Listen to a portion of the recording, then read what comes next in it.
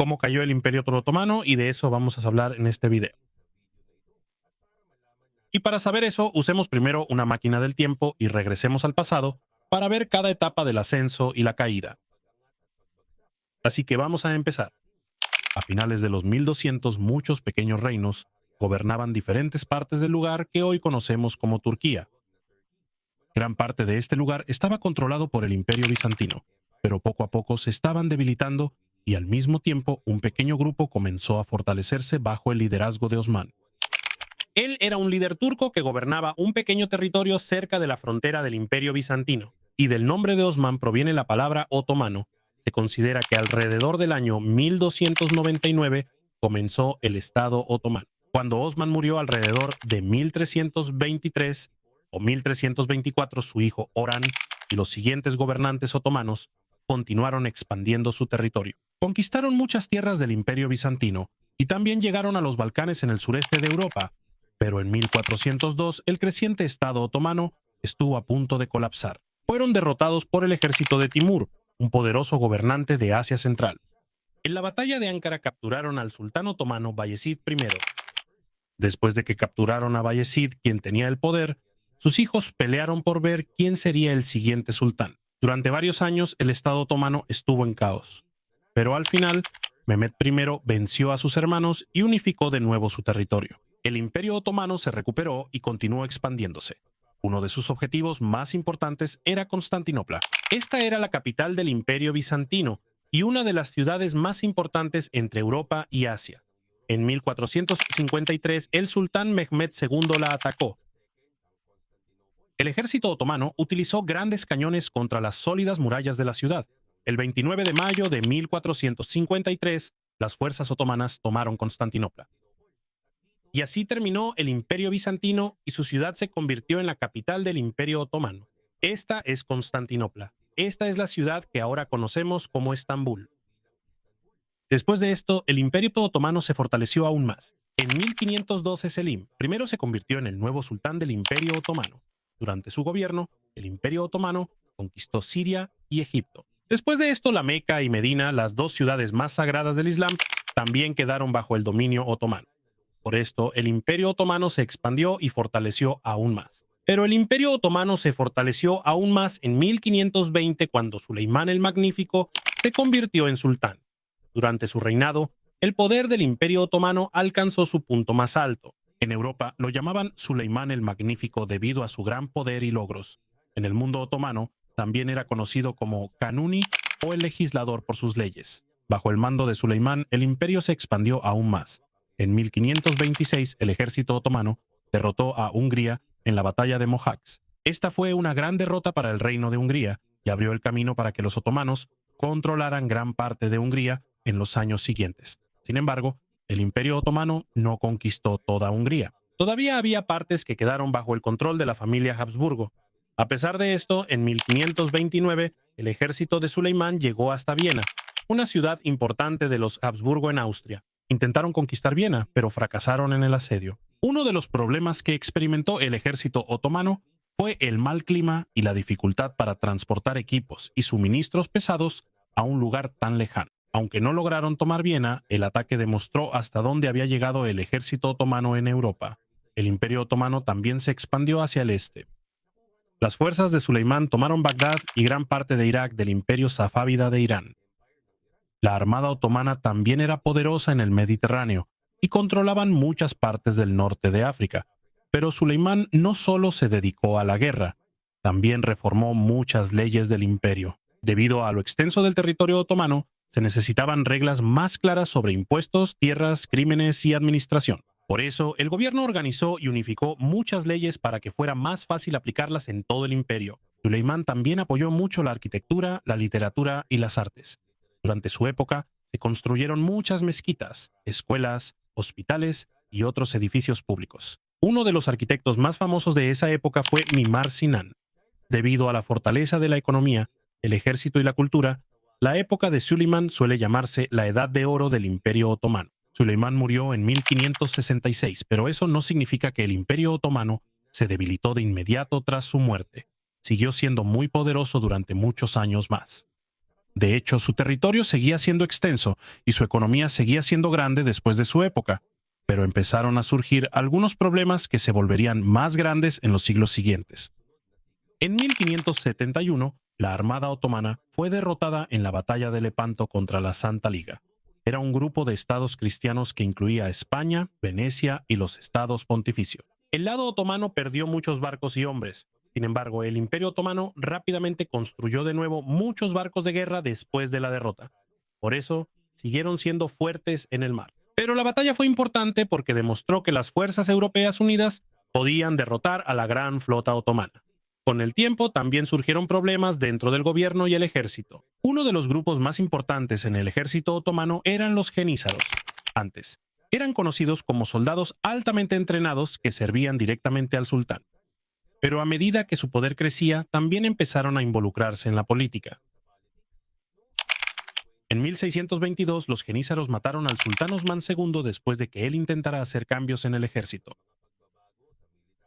Esto demostró que ya existía un grupo dentro del imperio capaz de detener incluso al sultán cuando su posición se veía amenazada. A pesar de estos problemas, el Imperio Otomano aún intentó expandir nuevamente su control sobre Europa Central. En 1683, el ejército otomano atacó Viena una vez más, pero nuevamente fracasaron en tomar la ciudad. Después de esto, varias potencias europeas se unieron contra el Imperio Otomano. Comenzó la Gran Guerra llamada la Gran Guerra Turca.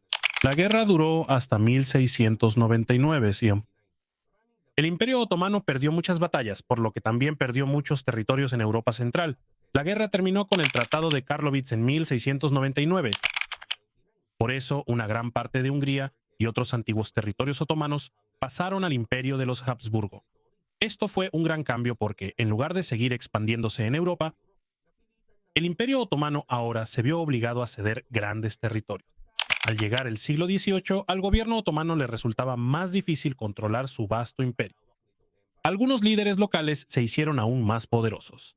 También había corrupción en algunas partes del gobierno. También hubo rebeliones y disputas sobre quién tenía el poder.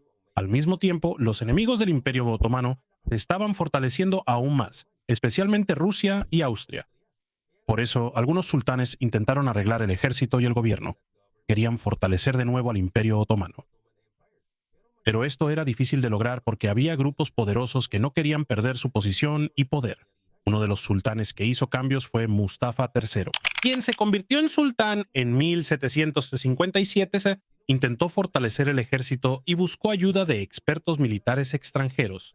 Y los cambios aún no terminaban cuando el Imperio Otomano volvió a entrar en guerra con Rusia. En 1768 comenzó la Gran Guerra Ruso-Turca.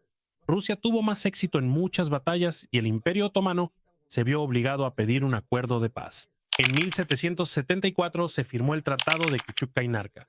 Esto fue un gran triunfo para Rusia porque el Imperio Otomano se vio obligado a reconocer que ya no controlaba el Kanato de Crimea. Después, en 1783, Rusia finalmente conquistó Crimea por completo. Esto demostró aún más que el equilibrio de poder estaba cambiando. El Imperio Otomano, que antes era temido en Europa, poco a poco se estaba debilitando y cada vez más tenía que defender sus propios territorios. Pero no solo otros países eran el problema, Egipto también ya se estaba rebelando. Y los Balcanes ya tenían su propio ejército, también estaban recaudando impuestos y a veces ya no obedecían las órdenes del gobierno otomano en Estambul. A pesar de esto, en 1789 Selim III se convirtió en sultán. Él sabía que era necesario cambiar el Imperio Otomano para que no quedara completamente rezagado frente a otros países de Europa. Intentó arreglar el gobierno, la economía y especialmente el ejército. Una de las cosas más grandes que hizo fue formar un nuevo ejército llamado Nizam-i-Sedid o Nuevo Orden. El nuevo ejército usó armas y entrenamiento más modernos, similares a los que se usaban en Europa. Selim III también contrató asesores militares europeos para ayudar con el entrenamiento, pero muchos jenízaros se opusieron. Los jenízaros eran los antiguos soldados de élite del Imperio Otomano. Tenían miedo de perder su trabajo, dinero y poder si el nuevo ejército se hacía más fuerte. En 1807 los jenízaros se rebelaron, junto con otros que también se oponían a sus reformas. Por esto, Selim III se vio obligado a abdicar como sultán. Un año después lo mataron. Mientras el gobierno otomano tenía problemas, algunas regiones de los Balcanes empezaron a pedir su independencia. En 1804 los serbios se rebelaron contra el dominio otomano. Su lucha duró muchos años hasta que poco a poco lograron obtener su propio gobierno. En 1821 los griegos también se rebelaron. El Imperio Otomano intentó detener la rebelión, pero la lucha continuó. Debido a las dificultades del ejército otomano, el sultán pidió ayuda a Muhammad Ali, el poderoso gobernante de Egipto. Egipto todavía formaba parte del Imperio Otomano, pero ya era casi independiente. Entonces, Egipto envió un ejército y casi derrotó la rebelión griega. Pero Gran Bretaña, Francia y Rusia intervinieron. Mucha gente en Europa apoyaba la independencia de Grecia en ese entonces. En 1827, la Armada Combinada de Gran Bretaña, Francia y Rusia derrotó a las flotas otomana y egipcia en la batalla de Navarino. Después de esto, se volvió más difícil para el Imperio Otomano impedir la independencia griega. A principios de la década de 1830, Grecia se convirtió en un país independiente. Esto fue otra gran pérdida para el Imperio Otomano, pero el gobierno otomano no se rindió en su intento de arreglar el imperio. En 1839 comenzó un largo periodo de reformas llamado Tanzimat. Su objetivo era hacer que el gobierno, el ejército, la educación y el sistema legal fueran más organizados y modernos. También se intentó dar una protección más igualitaria bajo la ley a los súbditos musulmanes, cristianos y judíos del imperio. También se construyeron ferrocarriles, líneas de telégrafo y puertos modernos. Se abrieron nuevas escuelas y se realizaron otros proyectos para modernizar el Imperio Otomano. Pero estos cambios resultaron muy costosos. El gobierno otomano pidió grandes préstamos a los bancos europeos. La deuda siguió creciendo mientras continuaban los gastos en el ejército y otros proyectos. Había otro gran problema en la década de 1850.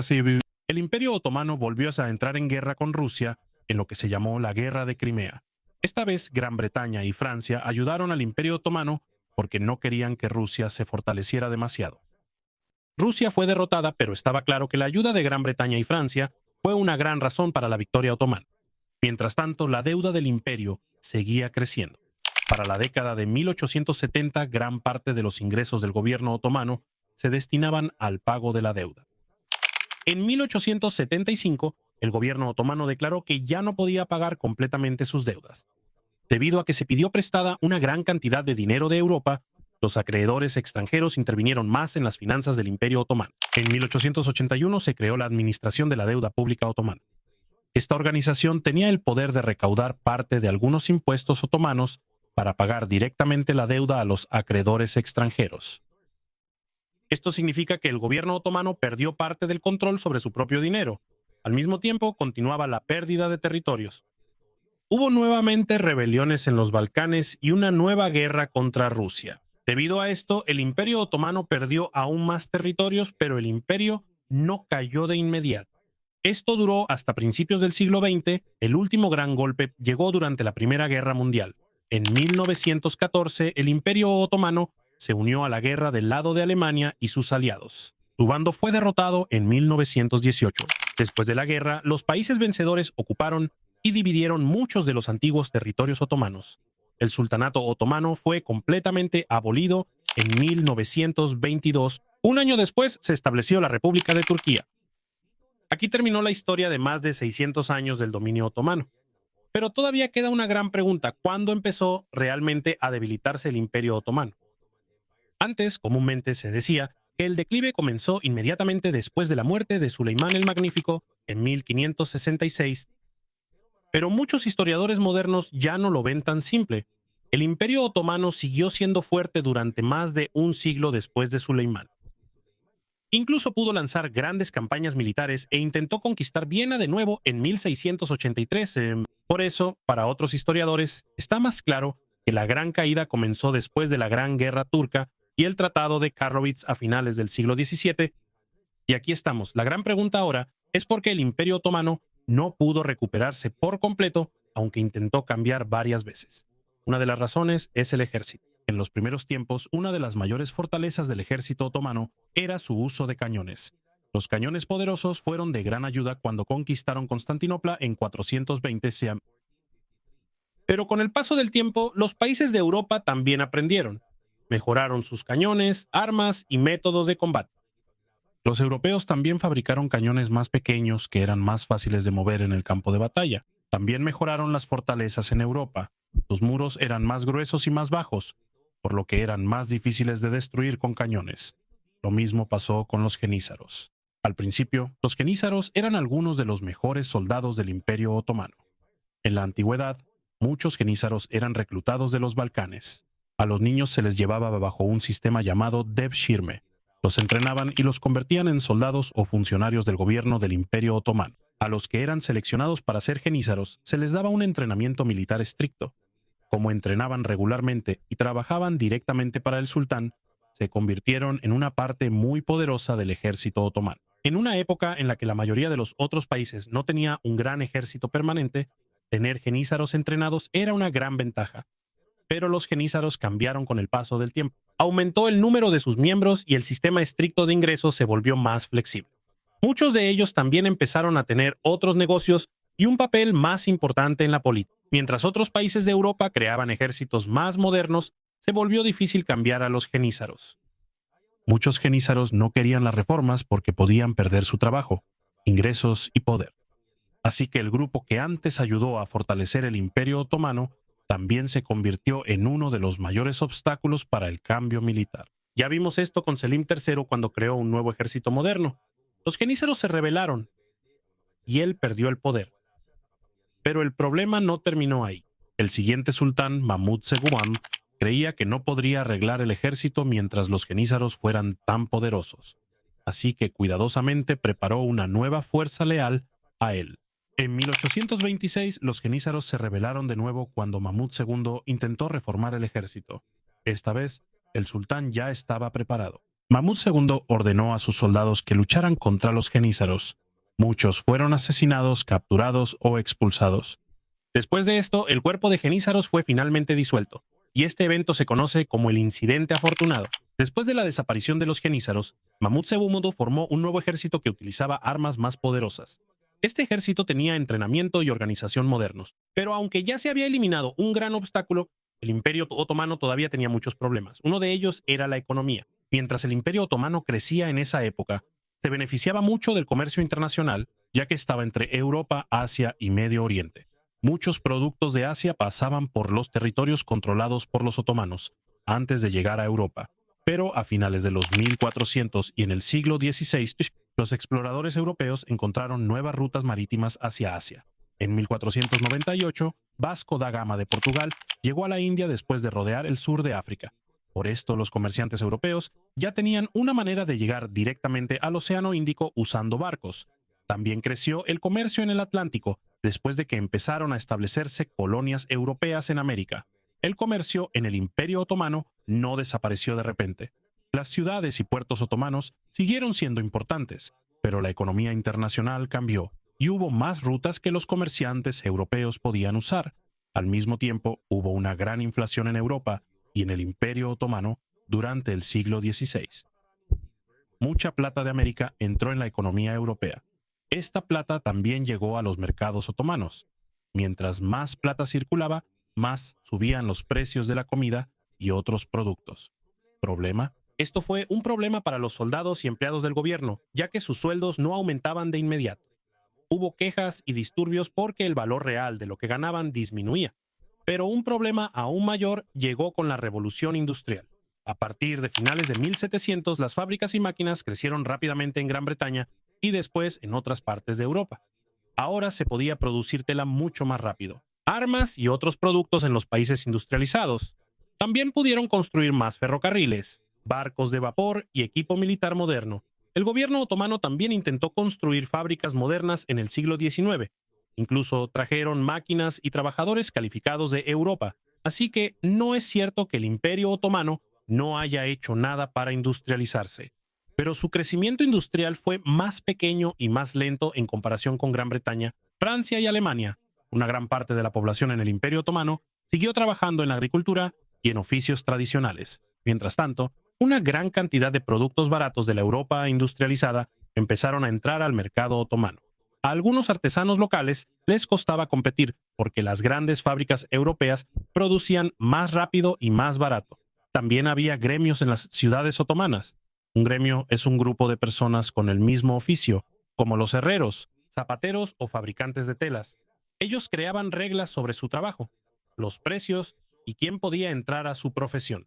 Existía un sistema similar en Europa en ese tiempo, pero a medida que la economía cambiaba, el sistema de gremios se debilitó en muchas partes de Europa. En el Imperio Otomano, muchos gremios siguieron siendo importantes por más tiempo.